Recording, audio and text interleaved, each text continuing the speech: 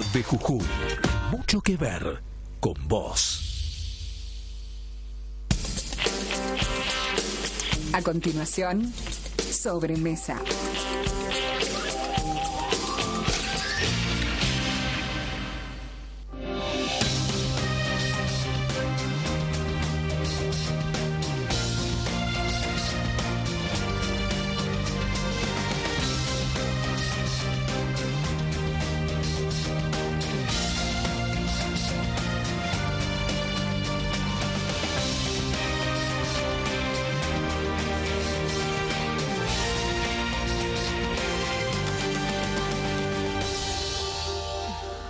¿Qué tal? ¿Cómo le va? Buenas tardes. Vamos a estar en un minuto nada más con la diputada Gabriela Burgos. Vamos a hablar sobre narcotráfico, todas las herramientas que se han venido discutiendo en el Congreso Nacional respecto a este tema que el Gobierno Nacional ha reconocido. Es decir, venimos de una etapa en la Argentina donde la cuestión vinculada al narcotráfico se escondía debajo de la alfombra. Este gobierno lo ha puesto en el centro de la escena y los diputados han trabajado o están trabajando mucho sobre este particular. En un minuto hablo con la diputada. Pero antes quería hacer una reflexión respecto del crédito de los 410 millones de dólares otorgados por el banco chino, el Exim Bank, a la provincia de Jujuy. Morales acaba de llegar de China. Este crédito, para que usted sepa, tiene que ver con el desarrollo de la planta de energía fotovoltaica que se va a instalar en el norte de la provincia de Jujuy. Me parece a mí que esta es una señal concreta de confianza de los chinos en esta nueva etapa política que se inicia en el país, y creo que la provincia de Jujuy tiene la gran oportunidad de participar, de dejar de ser espectador para pasar a ser protagonista, me parece a mí, en esta nueva etapa que se inicia en la República Argentina. Y digo esto porque China para América Latina es muy importante. Los chinos entienden que América Latina es el futuro. Tiene una gran importancia desde el punto de vista estratégico. China necesita asegurar alimentos de calidad para el quinto de la población mundial que habita su territorio, y para eso América del Sur, ellos entienden, es estratégica. América Latina tiene menos de la mitad de los habitantes chinos, y entonces la región para ellos es vital por los recursos naturales que ofrece. Para los chinos es una región con posibilidades reales para las grandes inversiones. Usted sabe que los chinos son especialistas en rutas, vías férreas, represas y plantas como la que van a montar aquí en la Puna jujeña para generar energía alternativa. Por ahora, Brasil es su principal socio en la región. En 2013, el 15% del comercio de Brasil fue con China. Luego sigue Venezuela por cuestiones ideológicas, hay cierta afinidad. Y detrás vienen México y la República Argentina. Por eso digo que independientemente de este primer desembolso millonario para construir la planta de energía solar en la Puna, lo importante es el gesto de confianza de los chinos para con la provincia de Jujuy, pero fundamentalmente con la Argentina. Usted sabe que el presidente de la República sabe que ante las dudas que genera en principio Donald Trump de cerrarse, el norte para el presidente Macri es China. Por eso va a intentar, naturalmente, en este último viaje que tiene programado para hacer, creo que en mayo del 2017, intentar seguir seduciendo a los chinos. Va a ir a firmar el crédito que le van a otorgar a la provincia de Jujuy contra el gobernador Morales, pero en el marco de una política de seducción para con China, para que China finalmente desembarque en la Argentina y podamos incrementar el comercio con los chinos, que es muy importante. Para Jujuy esta oportunidad debe ser el punto de partida, me parece a mí, para entender que hay vida después, hay vida y oportunidades más allá del río Las Pavas. Esto es central que se entienda. Es decir, esta oportunidad, que es una gran oportunidad para la provincia de Jujuy, debe ser el inicio de un camino, que va a ser largo, porque como esta oportunidad tienen que venir miles para que se pueda desarrollar la economía en la provincia de Jujuy. Y así la provincia comenzar el proceso de despegue o de destete de la Casa Rosada, en términos de oxigenación. Es un camino muy largo, pero para eso se necesita pacificar la provincia de Jujuy, que de hecho se lo ha logrado, seguridad jurídica, ser serios y irradiar confianza. Esto es fundamental. Mire que los chinos son duros, ¿eh? Sin embargo, el gobierno jujeño ha logrado romper el hielo. Y mire, esto tiene mucho más valor que el crédito en sí mismo, el tema de la confianza. Porque en el mundo de los negocios entonces esta experiencia debe servir para que se replique en otros nichos de mercado que deben ser aprovechados por la provincia de Jujuy. Hay que salir definitivamente del encierro en el que ha vivido la provincia durante todos estos años para buscar el camino del desarrollo. El objetivo es dejar atrás, como le decía, es dejar atrás la Casa Rosada. No puede la Casa Rosada seguir siendo la solución a todos nuestros problemas. Hay que cambiar el enfoque, hay que utilizar a la Casa Rosada para subirse a las oportunidades que ahora comienza a generar la República Argentina en el mundo. Y Jujuy no debe quedar replegada, debe ser protagonista como lo está haciendo en este momento. Y aquí se requiere de una enorme responsabilidad de todos los actores, de nosotros como ciudadanos, de usted que está en su casa, de los dirigentes políticos y de los dirigentes gremiales, que muchas veces, entiendo yo, no quieren abandonar la zona de confort. Y tienen que todos participar en esto, porque si le va mejor a la provincia de Jujuy, le va mejor a todos. Es decir, van a estar los recursos para cobrar bonos extraordinarios, para discutir salarios, y vamos a salir de este círculo vicioso que siempre termina en Balcarce 360, que es la Casa Rosada. Ojalá que no se dinamite la confianza, porque construir confianza tiene mucho más valor que un crédito internacional. En un minuto vuelvo y hablo con la diputada Burgos.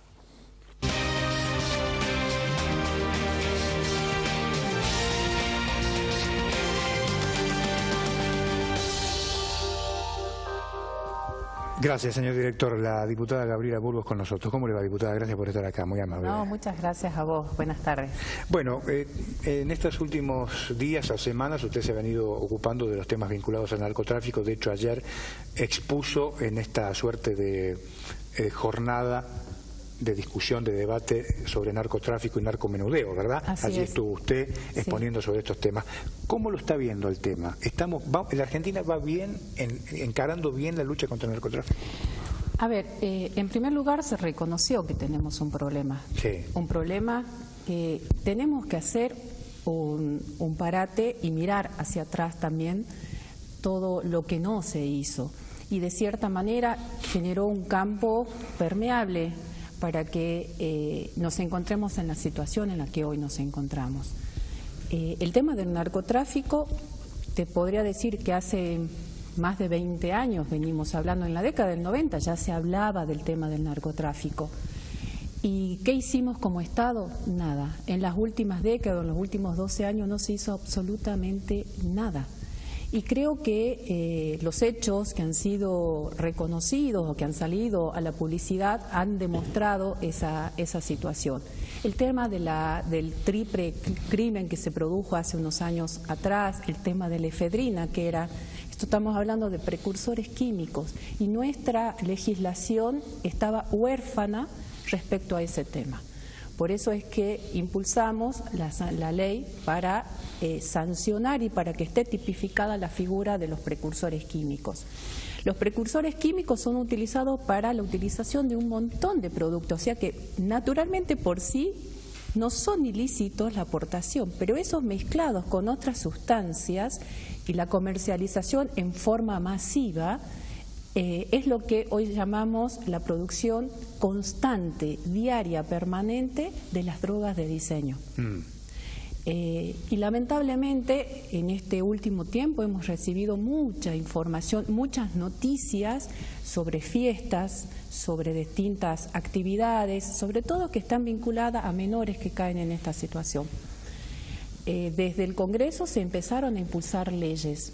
Leyes, ¿por qué es importante esto? Porque son las herramientas que se le brinda a la justicia, a los jueces, que son en definitiva los que tienen que juzgar, ¿sí? El Estado aplica políticas públicas y de hecho lo está haciendo. El legislativo sanciona leyes y el judicial las aplica. Se han legislado y se ha sancionado la ley del arrepentido, muy importante, cambiando el término, ahora se llama imputado arrepentido, no dejemos de reconocer que es un imputado. El de las técnicas especiales de investigación, ahí entra figuras que ya estaban dentro de nuestra legislación, de hecho algunas veces funcionaban, que es el agente encubierto, el agente revelador, el informante, la entrega vigilada, todo lo que tiene que ver con los precursores químicos, la unificación de los juzgados federales, la posibilidad de que sean unipersonales. ¿En qué vinculación tiene? Agilizar las innumerables causas que hoy tienen los juzgados y la posibilidad que sean unipersonales. El tema de flagrancia, el juicio por flagrancia, acorta los tiempos procesales en muchas legislaciones o códigos de procedimientos locales, ya están funcionando, con la protección de las garantías y de los derechos como lo establece nuestro código, como lo establece nuestra Constitución, pero acortando los tiempos para que no estén durmiendo y dándole la posibilidad también a que pueda acogerse a la figura del arrepentido. En fin, han sido muchas las normas que se han ido sancionando. Queda pendiente el miércoles pasado el tema de armas, algo que si bien estaba dentro de nuestra legislación en el artículo 189 del Código Penal, pero era increíble porque no había una definición ni de lo que era arma de fuego ni portación de arma. Por eso se introduce dentro de la primera parte del Código Penal, el artículo 77, donde están todas las definiciones, una definición de esto, se agravan la tenencia o la aportación de determinadas armas en determinadas situaciones, en espectáculos públicos, en lugares educativos, en fin, la utilización de determinadas armas, las recortadas, las que son mejoradas en su sonido, en su alcance, la utilización de silenciadores. Se introduce la figura del acopio de armas, de municiones, la aportación no tan solo del arma, sino de las piezas. En fin, una situación que viene a transparentar y viene a poner sobre el tapete esta situación. Sabemos que una gran cantidad de delitos hoy se producen en la vía pública, hacia las personas, hacia la propiedad privada, utilizando armas de fuego. Y algo que ha quedado pendiente, pero el proyecto ya está presentado dentro del Congreso, que es la responsabilidad penal de las personas jurídicas. Hasta ahora nuestra legislación ampara o contiene dentro de su articulado la responsabilidad de las personas físicas. Habla una que otra legislación, norma sobre las personas jurídicas, pero acá concretamente es responsabilizar a las personas jurídicas de los delitos cometidos. Lamentablemente estamos hablando de delitos transnacionales, estamos hablando de verdaderas organizaciones delictivas que muchas veces utilizan como una pantalla ser sociedades legalmente constituidas para utilizar esa situación y cometer delitos. El narcotráfico es uno de ellos. La trata de personas es otro. La venta de armas es otro, ¿no? La pornografía infantil, lamentablemente, es otro de estos delitos. Hoy en día no se puede hablar solamente de narcotráfico. Son delitos o acciones conexas con otras situaciones como las que te acabo de describir. En fin, yo les digo, como para ser gráfico, teníamos que luchar contra estas situaciones y nosotros teníamos pistolita de agua. Ahora hay que empezar con otras políticas más, políticas públicas que tiene que hacer el Ejecutivo, el tema de la radarización, el tema del cuidado de la frontera. En este sentido, ¿cómo estamos o cómo cree que el gobierno viene encarando todas estas cuestiones respecto de los criterios en cuanto a los roles de las distintas fuerzas de seguridad en la lucha contra el narcotráfico? Bueno, ayer cuando estuvo el secretario de Seguridad acá, Bursaco, estuvo Bursaco acá, hizo una explicación sobre la temática, se está yendo a cada uno de los lugares fronterizos, o sea, el estar in situ, no detrás de un escritorio, reconocer cuál es la situación, empezar a reforzar nuestras fronteras. Nosotros también necesitamos que no nos lleven los gendarmes, esa cantidad de gendarmes que están hoy apostados en el cono urbano y dejando a veces libres las fronteras, y eso se lo expresamos abiertamente. Necesitamos que vuelvan también para proteger. Fíjense que la mayor cantidad de drogas que ingresa al país es por tránsito, por terrestre, en forma terrestre, no es aéreo, es terrestre. También el tema de todo lo que tiene que ver por el ingreso fluvial, pero en el caso nuestro es terrestre. Entonces, hay muchas zonas permeables. Él habló de la radarización, que se está haciendo énfasis en esto, la capacitación de las policías, un trabajo mancomunado de todas las fuerzas policiales, el tema de la desfederalización o federalización de las fuerzas de seguridad, de acuerdo a cómo se lo utiliza.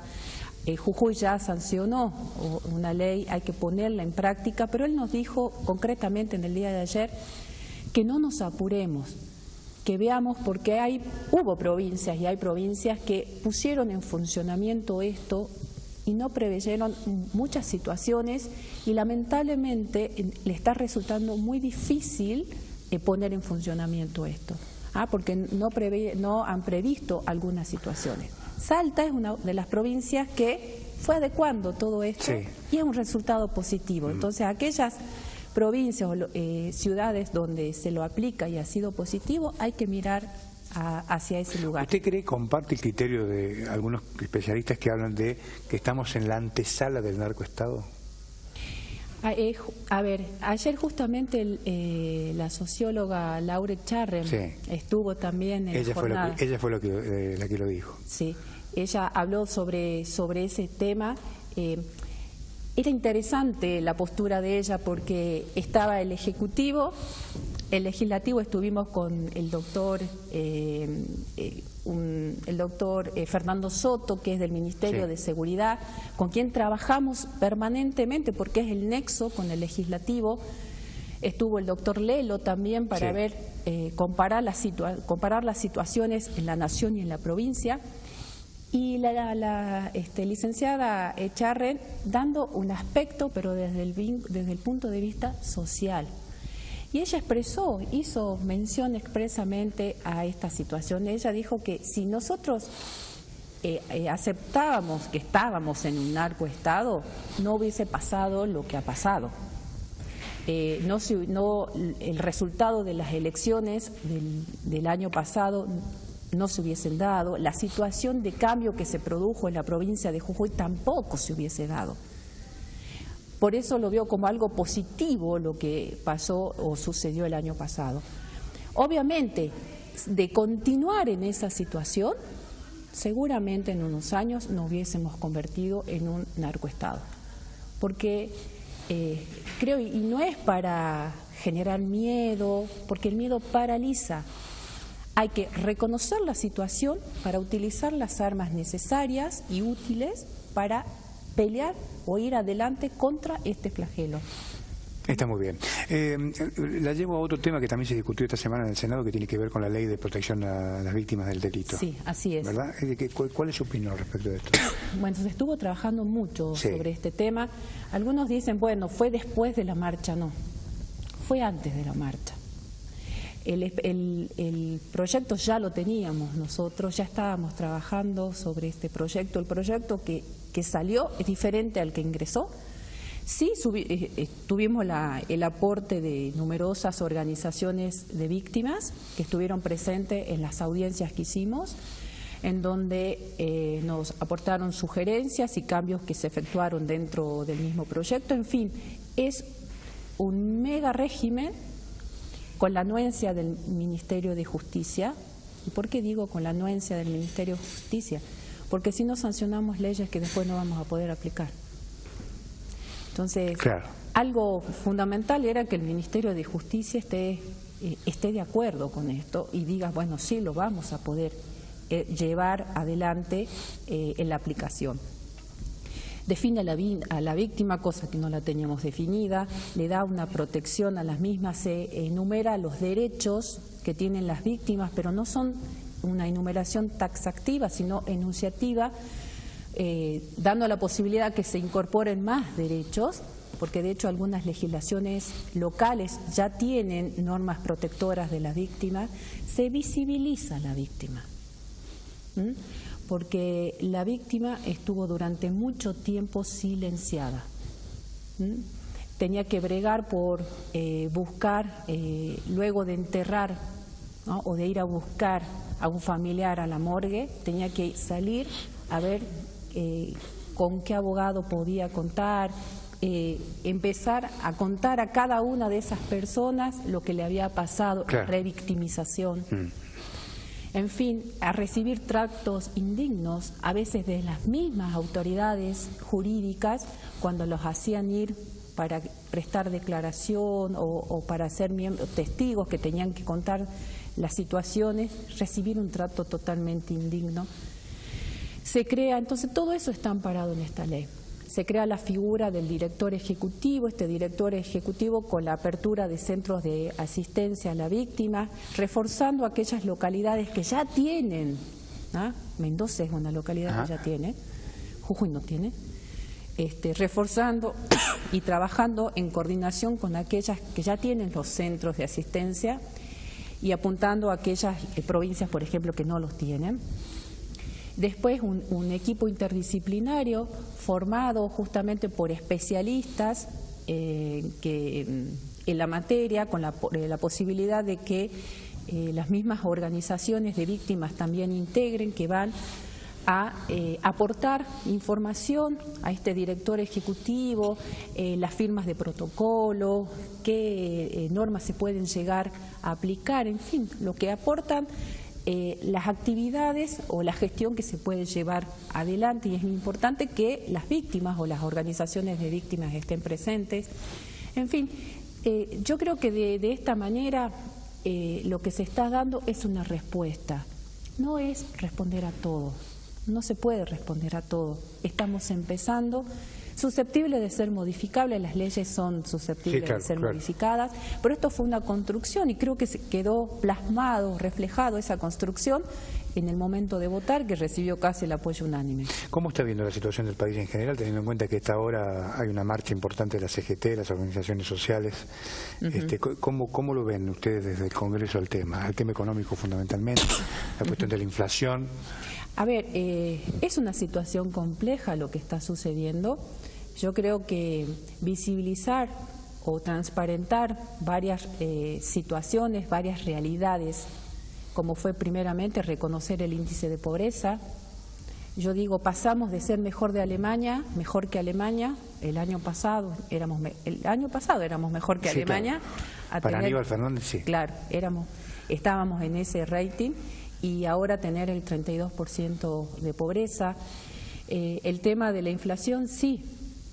Yo creo que con las medidas económicas que se han ido aplicando, las normas que se han ido sancionando, la generación de empleo, vamos a ir de a poco saliendo de esta situación.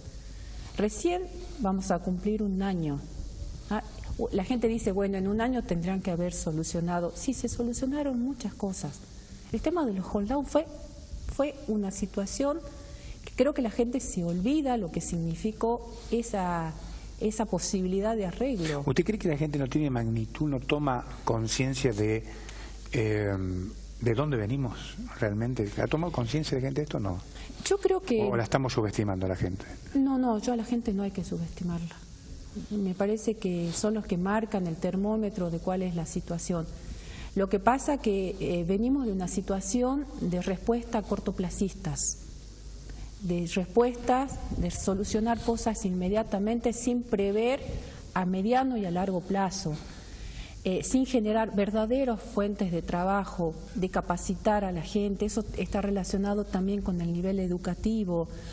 Hubo un desguace de la calidad educativa en nuestro país y eso es importante. ¿Por qué? Porque después nuestros jóvenes no pueden capacitarse para ocupar lugares en donde el empleo se los requiere para un empleo determinado. En fin, es mucho la situación que va alrededor de todo esto. Yo creo que, bueno, hoy se está llevando justo en la puerta del Congreso, va a ser el acto, se están construyendo el escenario. La gente quiere hablar, la gente se quiere manifestar y está en todo su derecho de hacerlo, pero creo que el gobierno ha dado una respuesta, falta. ¿La emergencia social usted la comparte o no? No. Yo creo que se están dando respuestas. No es que el Estado estuvo silenciado y no hizo nada. Me parece que, bueno, esto también tiene que ver con los juegos políticos. Hay una cuestión política de fondo. Es mi interpretación, sí, claro, ¿no? Claro. Es mi interpretación. Pero bueno, vamos a ver cómo seguimos dando respuesta, cómo el Estado en algunas cosas se ha equivocado. Sí, en algunas cosas se ha equivocado, pero es esto de tratar de paliar la situación en la que se ha recibido al país. El gobernador Morales acaba de anunciar, tras la llegada de su larga gira por China, que va a pagar el bono en la provincia de Jujuy.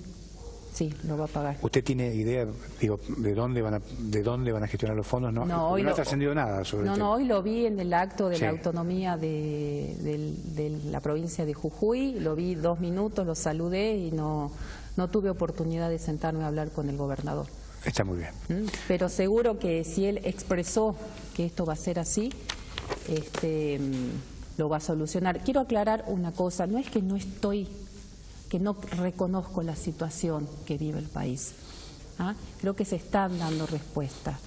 Hay situaciones, vuelvo a decir, el índice de pobreza es alto, se tiene que trabajar con esto. Pero establecer la emergencia social me parece que es muy grande esto. Sí se estableció la emergencia en seguridad, acuérdense que estamos en situación de emergencia. Yo creería que si el Estado no hubiese dado respuesta o si hubiese sido sordo, hubiésemos mantenido un relato, como el relato que teníamos o que tuvimos durante 12 años, bueno, ustedes deberían proponerle al Frente para la Victoria la emergencia social por corrupción en la Argentina. Salió ese proyecto que al final unos dicen que no lo presentó y otros dicen que sí lo presentó, del Día de la Mentira, ¿sí? El día del relato, el día de la corrupción, el día de la...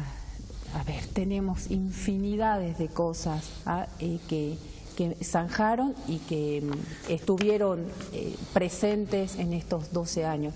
Y si me permitís una sola cosita más, quiero hacer público que repudio los hechos y el comportamiento que tuvo el ex intendente Moisés sobre la concejal Lourdes Navarro en el día de ayer, cuando abiertamente amenazó, porque la concejal Navarro está llevando adelante acciones, presentó ante la justicia malversación de fondos públicos.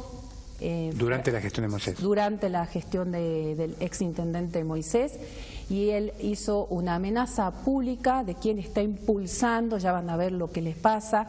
Luego en forma personal se le acercó a la concejal y se puso a cantarle la marcha, señalándolo con el dedo. En fin, todas estas acciones son modos operandi de que Jujuy ya está cansado de esas facciones mafiosas y violentas, y sobre todo teniendo en cuenta que estamos luchando contra la violencia de género. La concejal hizo la denuncia correspondiente, entonces te agradezco que haya podido expresar este tema, porque además de agredirla y hacer esas amenazas, a ver, la concejal lo que está haciendo es cumpliendo su deber. Si hubo corrupción, utilización de fondos, en este caso de la comuna de San Pedro, que no fueron utilizados correctamente y que nadie sabe qué es lo que ha pasado con esos fondos, es el deber del funcionario hacer la investigación y hacer la denuncia correspondiente. Entonces, no son cuestiones personales. Ahora queremos hacer pensar que las cuestiones de corrupción son cuestiones personales. No, son cuestiones de corrupción. Y la corrupción es el camino para la violencia y para un montón de situaciones que se producen dentro de nuestro país, que es generar más nidos de pobreza. Diputada, gracias por venir. Muchas gracias a vos. Ha sido muy atenta. La diputada Gabriela Burgos con nosotros. Que tenga un gran fin de semana. Chao.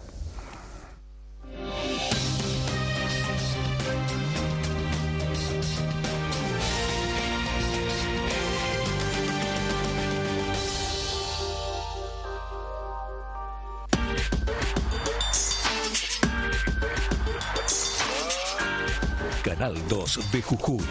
Mucho que ver con vos.